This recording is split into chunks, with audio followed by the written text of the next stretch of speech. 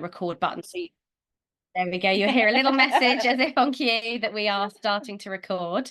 And I think we will get started. So as I said, thank you so much for taking a moment to join us on World Earth Day today. My name is Emily Ross. I am a trade marketing manager for Authentic Beauty Concept, and I am joined today by the wonderful Stephanie, who I will let introduce herself. Yeah, so I've been working with Green Salon Collective for 3 pushing 4 years now, helping to get us involved in some research projects to find circular solutions for the salon industry's waste streams. And just in the last year, I've been working towards a PhD. So that's what I spend most of my days these days on. Yeah. So Stephanie is very much the expert. I'm here to ask the questions and we will be answering lots of your questions today as well. So as I said, as we go, if you have any comments, any questions, we're going to be asking you to interact. Please pop them in the chat. That would be amazing. And as I said, we kind of wanted to kick things off because I always feel like sustainability is such a big conversation now. Like we see it in the media, we see lots of conversations going on around it, but it can feel a lot. So we wanted to kind of take a reading from you guys all joining us on the call. Like, how do you feel about sustainability? Like, how does it make you feel? Does it make you feel empowered for change? Does it make you feel uncertain? Like, drop a comment in the box and let us know how you feel about sustainability and about that conversation. And while we wait for some of your answers to come through, I'm going to get to know Stephanie a little bit more. And we said kind of wanted to understand a bit more about you. So can you tell us what you're reading at the moment? Inspire us all. Yeah, what does sustainability expert read? No, I actually just finished a book called The Tao of Pooh, meaning Winnie the Pooh, and actually it's like a really great insight into Taoism and like how Winnie the Pooh embodies Taoism. So the idea is that rather than forcing things, or the more we force things, the more trouble we find ourselves in. Oh, that's really so Winnie the Pooh's way is like kind of going with the natural way of things. So it's a really great book for like looking at yourself. I love that. I'm definitely going to have to read that. I'm a big Winnie the Pooh fan. Oh, nice. Yeah, this is amazing. So let's have a look what we're seeing come in. So a lot of people are looking for some ideas, definitely empowered for change. That's what I like to hear. Well, hopefully you've come to the right place then, and we're going to give you some hints and tips today that will help you feel more empowered for change.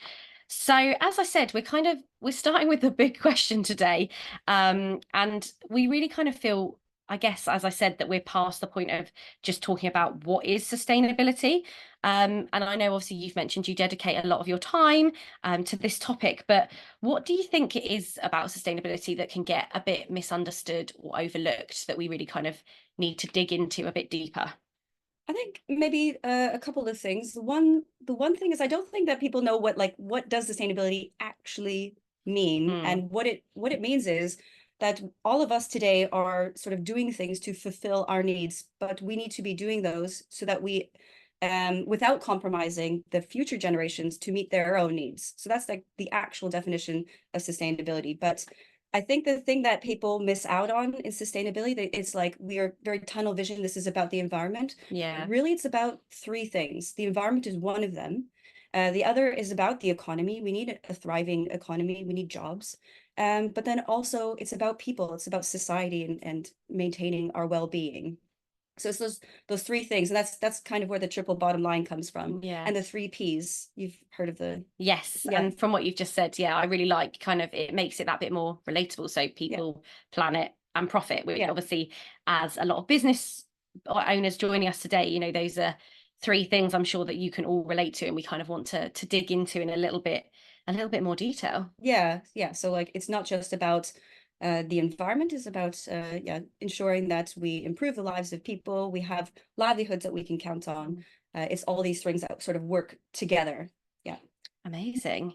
So I think, as I said, like the question that kind of answers what sustainability is, and as I said, I really like that definition. I think that makes it a bit more relatable and brings it back to like a personal level and kind of takes away it feeling that overwhelming sense. But how can we do sustainability? Because I think that's where it becomes overwhelming, because even from my perspective, sometimes you think, oh, I must remember my water bottle and my coffee cup. But how much is that actually making a difference, and how, especially if we look through the lens of the hair industry, can we be and do more sustainable things? Well, taking what I said before on board, I think a lot of people kind of have an understanding of how we can do sustainability from like an environmental perspective, like trying to lower our emissions. And we will get into these other things when we talk about circular economy later. But it is also about the social side of sustainability. So like, it's not just about creating products that get the job done. It's also about getting products out there that, you know, aren't harmful to people. I know this is something that Authentic Beauty Concept really takes on board as well. It's not just about, yeah, we could put parabens in our products to extend the shelf life, but we've realized, you know, that harms people. So we try to avoid those sorts of ingredients. Yeah, I think that was one of the things that I know really resonates with me from kind of our brand ethos. So we do have what we call carefully selected ingredients. So up to 95% of our ingredients come from a natural origin, and that includes things like jojoba oil. And we also have sustainable guar, we have shea butter, we have fair trade violet rice extract. But also, as you said, kind of excluding these ingredients that I think have become quite buzzwords for consumers. So things like artificial colorants, sulfates, parabens, mineral oils, and kind of really bringing that all together, but whilst also not compromising on product performance, which obviously is really important for us as a brand, but also important for hairstylists and salon owners to make sure that they're really delivering what their clients are looking for and products that are going to work. Yeah, exactly. And you said like these clean products, these clean ingredients. So that's not just for, you know, the clients and people who use them or maybe buy them off the shelf, but also, you know, the hairdressers who are using them as well. It's safe for them too. So that's sort of how we can do sustainability from a social side, you know, in the core of our business. But, you know, there's also many ways that we can sort of become involved in supporting like social causes as, you know, maybe not a part of our not a part of our core business. So amazing. Yeah, so for example, like Green Salon Collective, you know, we donate the profits from recycling to haircuts for the homeless. And so this is not just, you know, giving people in the community who are facing homelessness a haircut, but actually like giving them somebody to engage with and maybe giving them a confidence boost as well. Yeah, which is such an amazing cause. And I know as well, we've got the lovely Becky in the room with us who is feeding in some questions. So apologies, the writing on the screen is very small for me to read.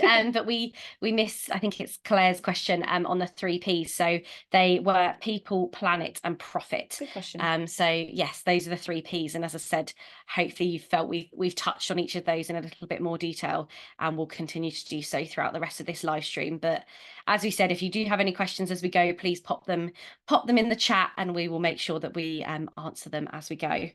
So as I said, I think social initiatives as well are really nice, and I think a really nice part of sustainability. And I guess a really nice way for people to relate more to different causes. And I've looked a lot. I mean, our brands have worked together quite a bit. So I know I've read about the Sustainable Guar program, and I will be honest, I don't really know what guar is or how Authentic Beauty Concept makes it sustainable. I'd be really interested for you to explain that a bit. Yeah, so Sustainable Guar Initiative is a cause that we've supported since 2017, and it is a non-profit organisation that works with farmers in India to source guar, which is one of the key ingredients in our styling products.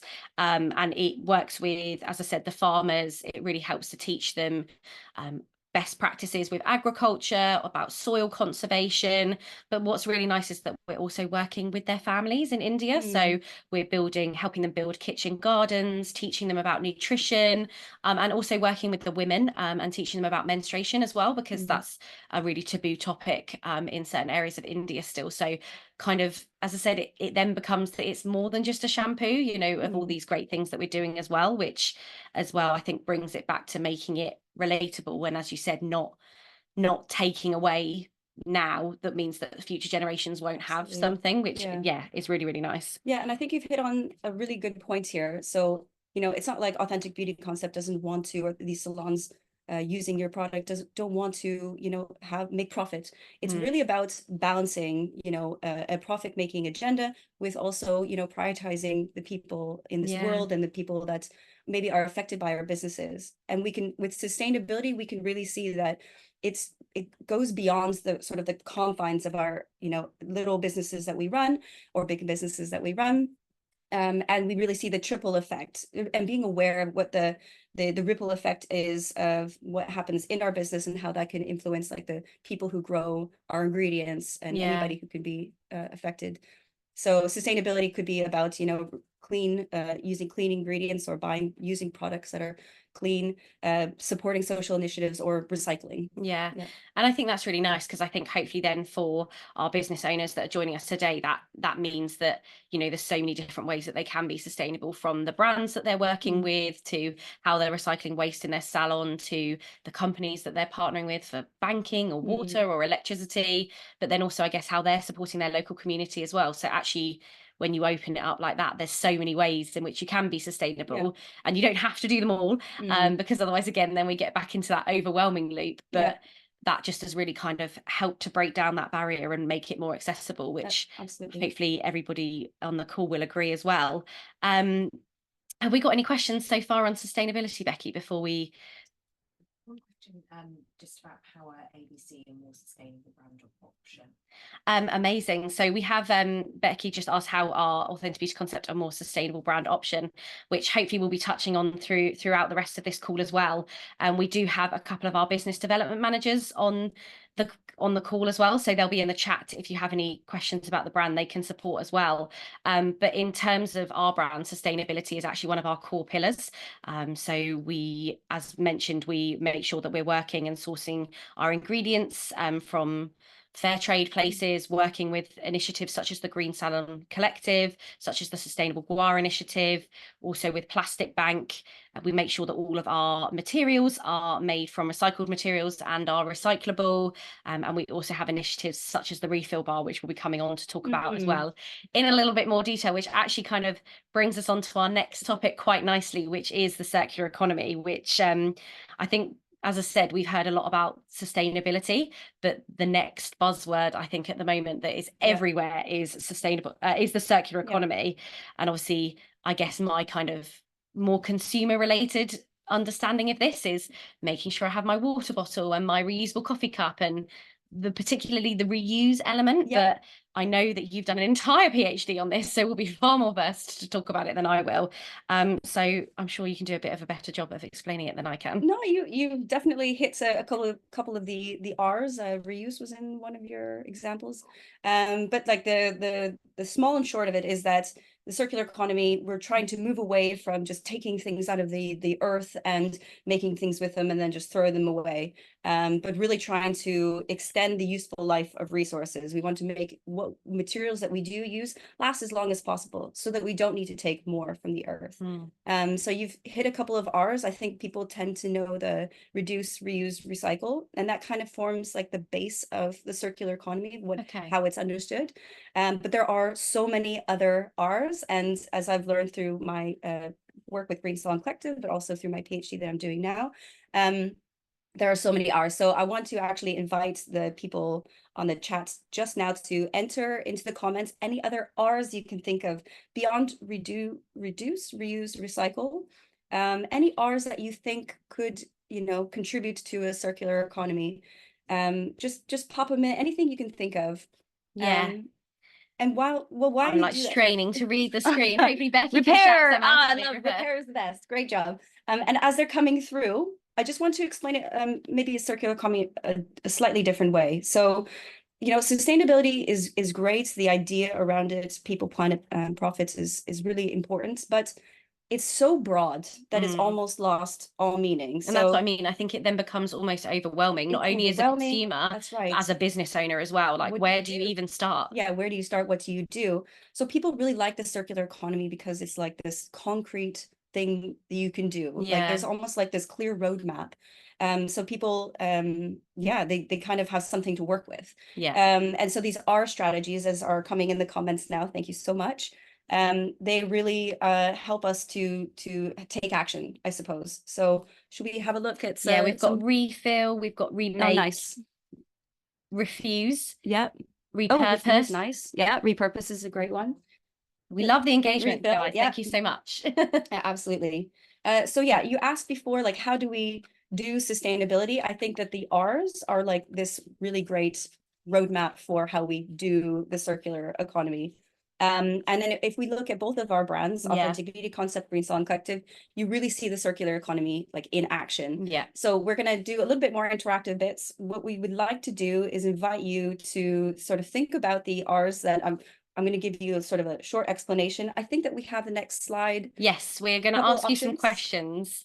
to that's get our brain cogs moving on a Monday morning. So we're definitely going to describe some of the R's, which some of you have mentioned already, which is amazing. And then what we'd like you to do is either enter a 1 or a 2 to guess which R that Stephanie is talking about. Yeah, so it'll be the next slide, Jess.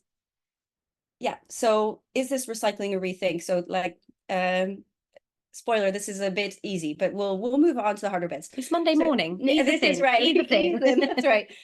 So Green Salon Collective helps to avoid sending their waste to landfill by collecting waste streams and making use of them again in one way or another. So in the comments, enter which one you think this is. Lots of 1s. Lots of 1s. Recycle.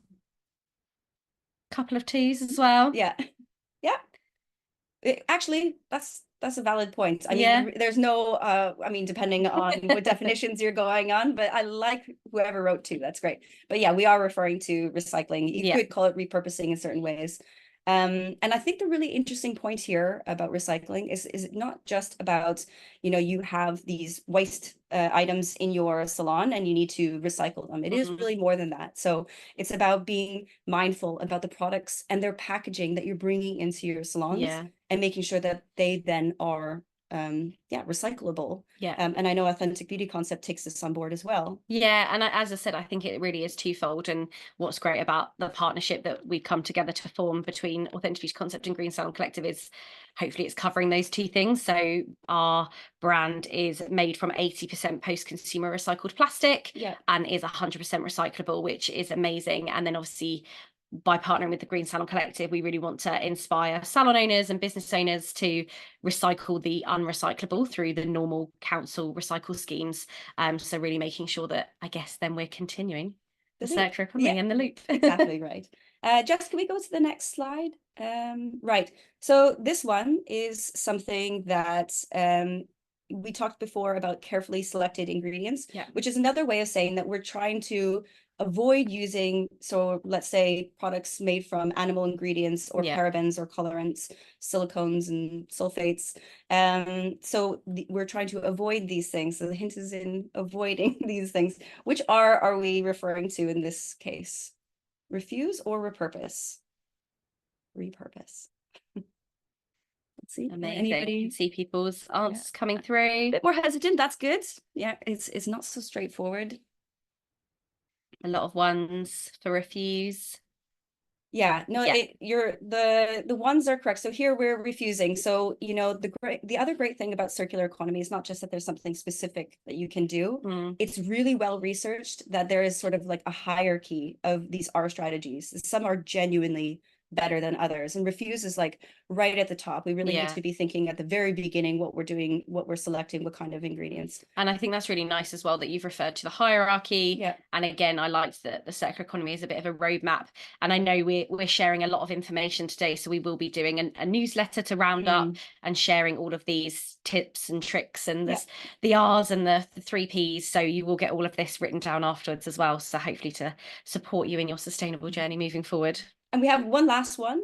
And this actually is a nice continuation from the other one, because right after refuse, right at the top, depending on which list you're looking at, you have this one. And this is something that I find is really difficult to do in a service business. This R is actually being championed by Authentic Beauty Concepts.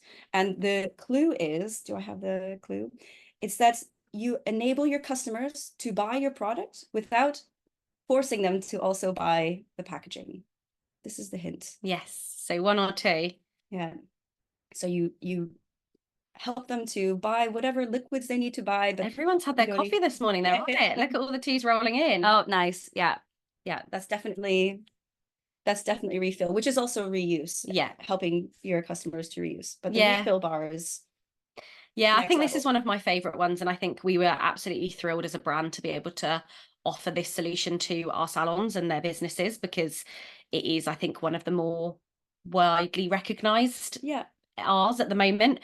So we do have a refill bar, which allows you to not only create theatre for your clients in the salon, you know, they get to refill their own bottle. What an amazing novelty. But it also allows you to reduce your packaging and to also increase loyalty, because we help you offer a discount when they bring their bottle back to refill it. And what we were really excited to do today is we really kind of wanted to honour and celebrate the time that you've all taken to join us. So we are actually offering 2 prizes of a refill bar and a Green Salon Collective starter kit to everybody. So everybody who's joined us and registered today will be entered into a draw to win one of our fantastic refill bars and one of a Green Salon Collective starter kit. So hopefully that sounds exciting, and obviously again is something that will help you on your journey with sustainability. But refill is definitely one of the R's that are very close to our hearts at Authentic Beauty Concept. Just one question on that refill. So do customers pay less for the refill? Yes. So do customers pay less for the refills? So what we have done is it is calculated on the price per mil versus the normal retail products within the range. But what we then help and suggest you do is offer them a 10% discount when they bring their bottle back and have them refilled. So that really, as I said, encourages not only the brand loyalty, but also you're doing a great thing for the environment, for your business. As we said, kind of that full sustainability view. Win-win-win. Win-win-win. Yeah, exactly. Yeah, and this is sort of one of the things that popped up in. So I did my first paper recently, and we were actually the first academics that looked at the circular economy in hairdressing. And so we found like all these R's that are sort of playing out in the hair and beauty industry. And refill was actually like, it's just this diamond that's just there, but not widely used. So it's really great that this is available through Authentic Beauty Concept.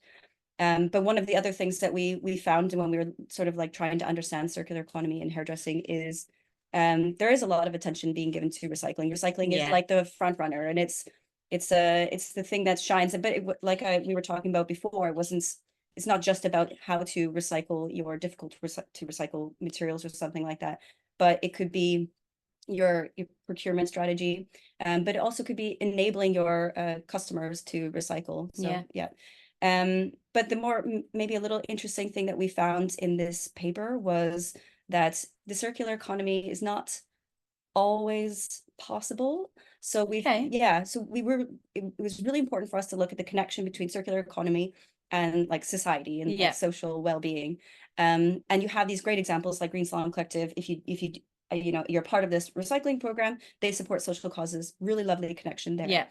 But you do find that social well-being, particularly health and safety, actually stops you from doing some circular strategies like reuse. It's not always possible. Well, which is why I think people should be putting the pressure on the brands like we have to make sure, you know, because you do have to put the batch code on every product, etc. You know, there are certain rules in inverted commas that you need to follow, but to more make sure that then your customers are protected if there were to be an allergy, that you can trace that back. But that's why then as a brand, we've made sure that we've covered those bases. That's right. So then you as a business can just offer that to your customers. Also for the salons, like there are limits to what you like, the strategies, these are strategies that you have access to that make sense for your business, because you are handling chemicals and you're dealing with customers. Like you can't do certain R strategies, particularly reuse. So I think the takeaway point there is, you know, when people thought of the circular economy, they didn't think, okay, we need to create fully circular salons. But it's really about giving a sort of a toolbox for adopting our strategies that make sense for your business and to become a more fully circular salon, I think would be the bigger takeaway. Yeah. And I really like that as well, because I think it makes it accessible for everybody. And I think then I guess if we can kind of bring it back full circle, no pun intended. But what would you say then are the top tips for becoming more of a circular salon? More of a circular salon. So I think there are so many, and there's a lot of R's on the screen right now, but you could break it down to the 3 R's that everybody knows to make it sort of more accessible. So you reduce, reuse, recycle. So for the reduce side of things, I think that's, you know, the industry has like a real talent for training and professional development. So we could really tap into that strength and train more on these sorts of like circular strategies. So on that front, you know, you have this strength that we should really just make use of. So finding ways to reduce the use of obvious things like water and energy, but also maybe less obvious things like disposable compostable towels, Yeah. or like a color developer using a color management software. So using training to reduce.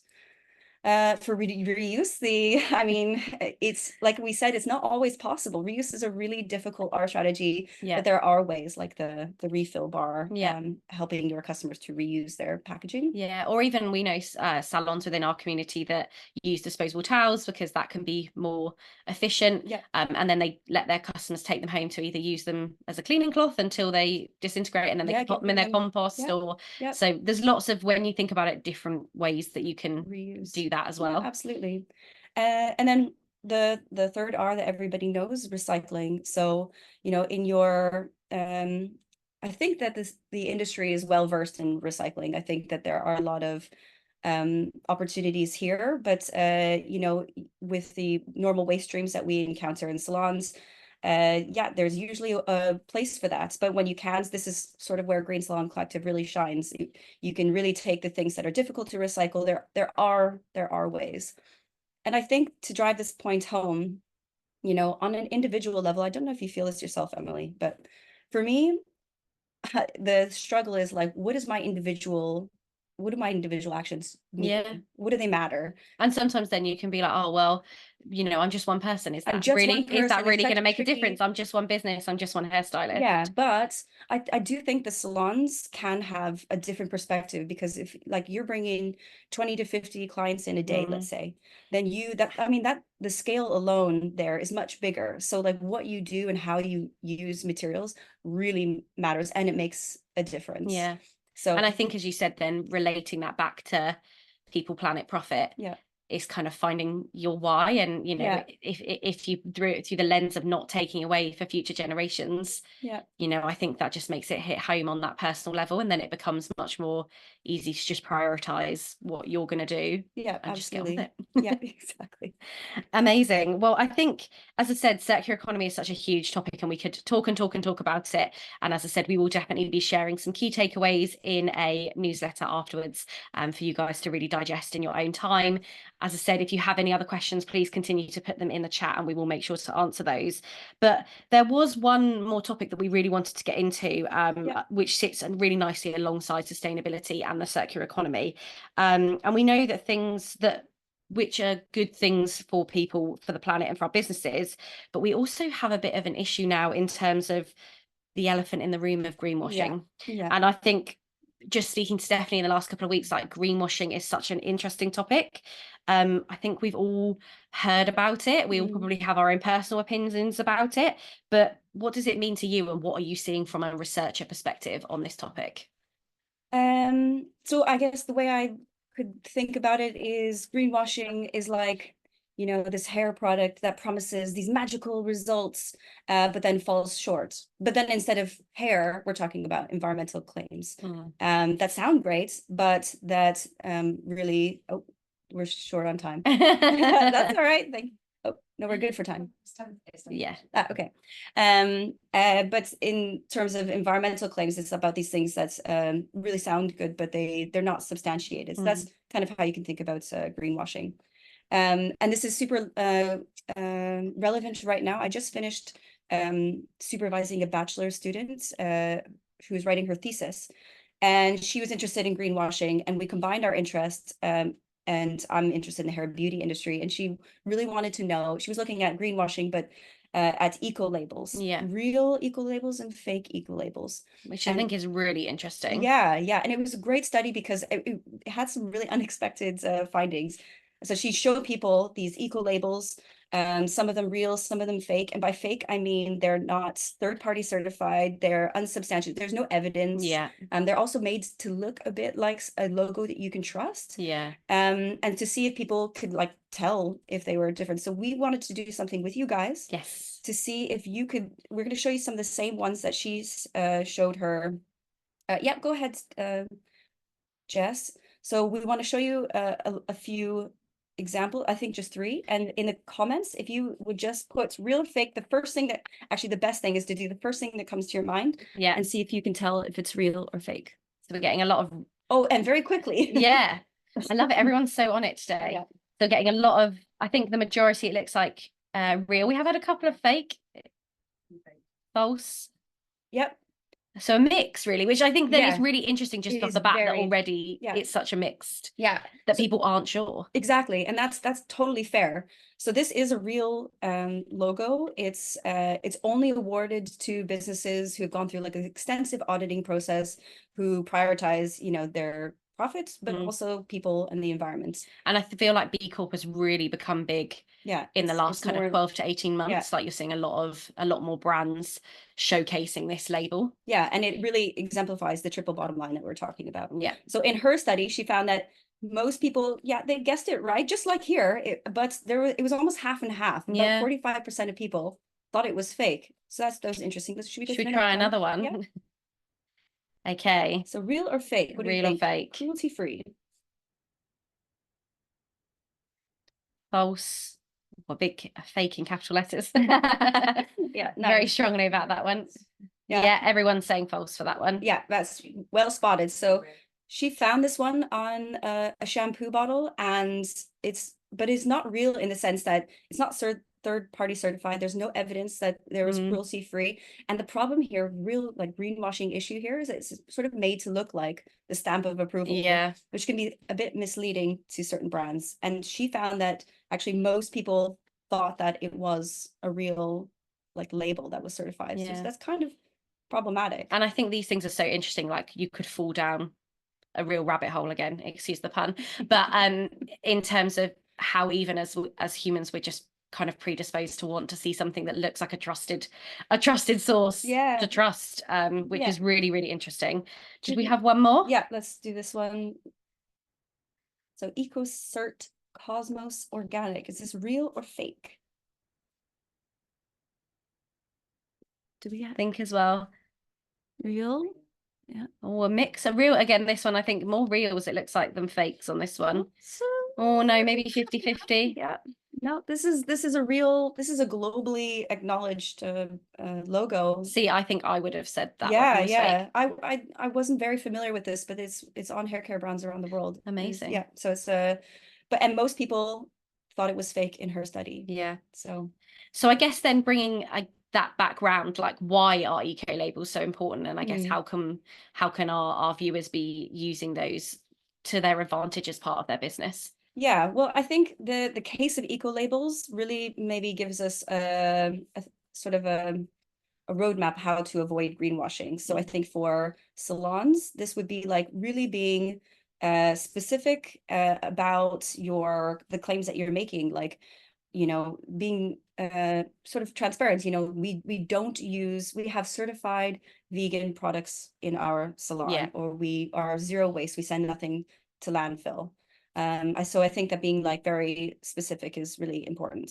Amazing. And then for product brands, it's like and then also as a salon being mindful of this is looking for this transparency, you know, rather than saying, you know, this bottle is made using recycled materials. Yeah. Like, how much is that if really? It's vague, it's trying to really drill down to the point. That's right. And Yeah. Authentic Beauty Concept says, you know, this product, this bottle is made from 80% post-consumer recycled plastic. Yeah. You know, so which is a bit of a mouthful, but I think it's important. It's Yeah, important to have the percentage on there. Yeah. We also have, I don't know if there is time to do, we have a quick, do you recognize any of these labels? These ones are used by both of our brands, Authentic Beauty Concept and Green Salon Collective. We wanted to blur them a bit to see if anybody recognized.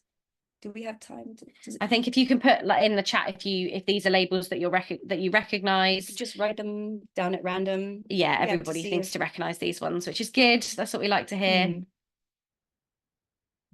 Yeah, amazing. Oh, yep. Yeah, perfect. Which I think is really important because, as I said, these are the Vegan Society, PETA certified, FSC certified and fair trade. So as I said, kind of these are ones that both of our brands use, so we wanted to share them. But as I said, there's so much more detail that we can go into on these. So again, we'll be sending out some literature afterwards for you to really kind of do your own reading and familiarize yourself. And also the Green Salon Collective's Green Bible is a really great resource. Yeah, that's absolutely right. Yeah. Amazing. So that was kind of a bit more on greenwashing. And as I said, if you've got any more questions on that, please pop them in the chat and we'll get to them at the end. But we kind of really wanted to move on to our fourth and final topic, which for me is a really, really important one. And I think one that's very close to my heart, both as a consumer and as a brand manager. But it's empowerment. And everybody that has joined the call today is a voice for feeling empowered and going back and talking about this to your clients, talking about it to your friends, to your family.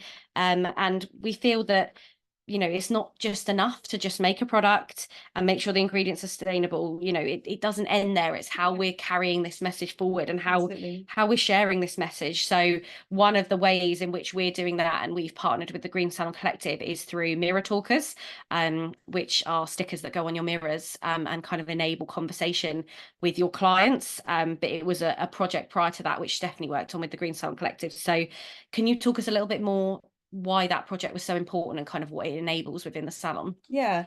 So this didn't end so long ago. It was actually a year-long project where we worked with Professor Denise Baden at the University of Southampton to see like how effective these stickers on mirrors are at sparking conversations between, you know, hairstylists and their clients around sustainable hair care routines. So as you described, like there's stickers and they have some sort of prompts. It could have like, what is the most energy intensive activity you do in your home, or have you ever tried dry shampoo, or something like that. And then there would be a QR code and, you know, your clients could scan it to learn more about the topic. So we did surveys and interviews with hairdressers and salon owners and clients, and we found that when given the proper training, we found that hairdressers felt empowered to have those conversations, which is amazing. Yeah, and then when we talked to the clients, they also found that they were more likely to sort of change or consider their hair care routine based on these conversations.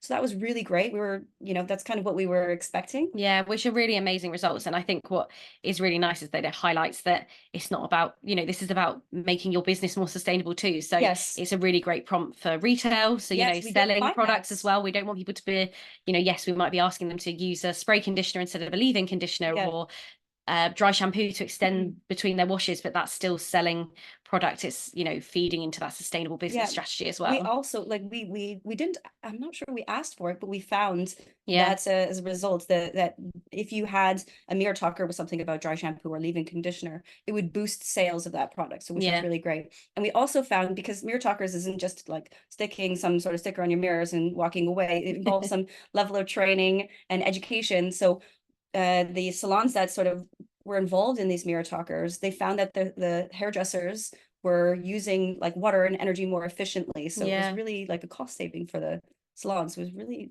we weren't expecting to see that. It was really great to see. Yeah, that sounds amazing. And as I said, we're really excited to be working with the Green Salon Collective later this year to develop a range of co-branded mirror talkers between Authentic Beauty Concept and the Green Salon Collective. So really kind of increasing these conversations and really empowering you to have these conversations with your team, with your clients, and just, as I said, keep that cycle going, which is amazing. Yeah.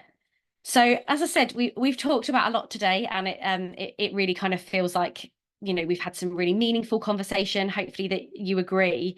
Obviously, we've talked about sustainability, the circular economy, greenwashing, and empowerment. But what we wanted to do is just have a little bit of a sum up and really kind of summarize those key takeaways for you and for your business. And as I said, we will also be wrapping this up in a wonderful newsletter, which will be coming to all of your inboxes later this week as well. So Stephanie, can you just talk us through those kind of really key takeaways? You know, it's funny that you asked what book I'm reading, because I think that Winnie the Pooh would do a really good job at wrapping up. Because Winnie the Pooh is like really I love Winnie the Pooh, right? You know, we should all be more like Winnie the Pooh. And he's just really great at like going with a natural way of things. And I think here it's like using your strengths. So the industry is really great at two things in particular that I think will really help.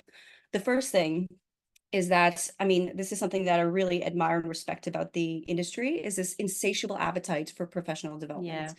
So I think we could really like tap into that strength and provide like new training opportunities to like the next generation of hairdressers and colorists and barbers, to like this training on, you know, like the connection between our hair care routines and the energy consumption, or how to use separated recycling bins, or how to interact with guests around the refill bar.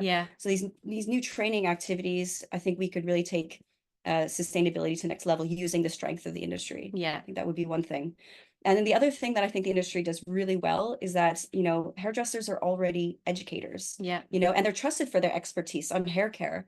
So like the idea would be to like tap into that strength and to broaden that expertise. So like really trying to understand like which eco labels to trust, and how to, I think that if we really tap into, their ability to educate their clients on like what they then become experts on, I think that's a really powerful way for them to then, for that ripple effect to see that work through. So and then if the salons are really, you know, on board with the idea of empowering their hairstylists, and then they might find that they're selling more sustainable products and using resources more efficiently. So again, like a win-win-win. Amazing. I think that's really nice. And I think, as I said, that just hopefully makes it really accessible for you to take away and implement in your businesses, and not feel too overwhelmed that we're all leaving today feeling that, you know, sustainability is a little bit more accessible and there are so many things we can do, but to, as Stephanie said, really kind of play to your strengths as a business, and make it really relatable. So did anyone were there any more questions in the chat for us before we finish? Yeah, so what parabens should we definitely be avoiding? So that was what paraben should we definitely be? Which paraben? I'm not a paraben expert. I don't know. I mean, as I said, we can have a look at that and we can let you know. I think, as I said, parabens certainly in our product are excluded overall, but we can definitely have a look and follow up on that, because I'm not a chemist, unfortunately. And there was also a question to Stephanie, a little bit more about your paper and it. Maybe you can include that in the newsletter. Oh, yes. If somebody wants to know more about Stephanie's wonderful paper. The really exciting thing is, I mean, I'm obviously really excited about it because it's my first publication, but if you Google if you Google Scholar, circular economy and hairdressing, it is literally the only paper that does this. So it's really easy to find, and it's Stephanie Hutchinson. So it's, you can find it, but we will pop it on. Yes, we will share a link as well, because I think it will definitely be a very interesting read. And then I think beyond the kind of brand, the logos of the certifications, are there any quick ways of working out if brands are genuinely sustainable or that they're just greenwashing? I think some quick wins on that. So I'm just going to repeat the question just so everybody can hear. So we were just being asked if there's any, beyond kind of the logos, how people can quickly recognize what is greenwashing and what isn't, what is legitimate. So I think for me, the biggest red flag, if you're a consumer, if you're a business trying to buy products for your brand, it's vague terminology. I think if people are like not being specific, I think if they're just like sort of, I think the lack of transparency is, you know, like this product contains, you know, or is sustainable. Like we're moving beyond that. It really needs to be specific and backed up. So like anything that can be measured as well. So I think that's So don't be afraid to ask questions, like if you're partnering with brands or partnering with companies, ask questions to, I guess, understand more about what they're doing.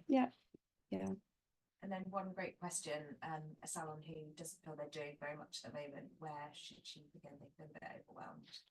Amazing. Well, we're hoping, so just a question about where to start if you're feeling overwhelmed. We're hoping today obviously has helped with that a little bit, but I mean, do we take it back to basics with the 3 R's? Yeah, I mean, because the one thing that I did find in my paper is that's like a lot of people are recycling, which is great, and it should be like that is the low-hanging fruit. Like that's recycling, low barrier to entry. So we should be like day one, that's what we should do. And then outside of that, you know, drawing on these other R's when we can, and what makes more sense. So that's why the Green Bible is a really great resource to look at like really great things that we could do today and good things that we could do tomorrow as well. And as you said, really have a look at what your strengths are already as a business and where you can potentially link that then with either the 3Ps or some of the Rs to see, I guess, where you've got that natural affinity to then make some sustainable choices. It's such a great point, because I think like if you're a salesperson and you like your strength is like drawing people into a product, like then you should be taking your time to find like that your key into sustainability is finding that right product that you're going to sell, and you're going to sell it well and bring it into the general domain. So if that's your strength, great. If it's, you know, squirreling away the wee hours of the night trying to find like the best like shower head to use less water, you know, and you just want to look at those products, then great. If it's training your engaging with your staff, you know, being a great manager and having these training opportunities, play to that strength. So I do think, wear your Winnie the Pooh cap. Amazing. The only things just to round up is that you guys are going to share more information about the Mirror Talks, getting quite a lot of questions about that. Amazing. Yes, so I think, as I said, we are absolutely delighted that you've all taken the time this morning to join us on World Earth Day. Hopefully it's been really informative, inspiring and useful. As I said, we will do a big wrap-up newsletter. We will share lots of resources, loads of links to everything that we've talked about today. If you have any more questions, please feel free to reach out to us. So I am Emily Henkel Beauty Care Brands on Instagram. Come and give me a follow, drop me any messages if you want to learn any more about either of our brands, so Authentic Beauty Concept or the Green Salon Collective. Please reach out, because we're really here to support you in your business and growing your business. And we just hope that you have a wonderful rest of your Monday, and we hope to see you again soon. Thank you so much, guys. Thank you so much.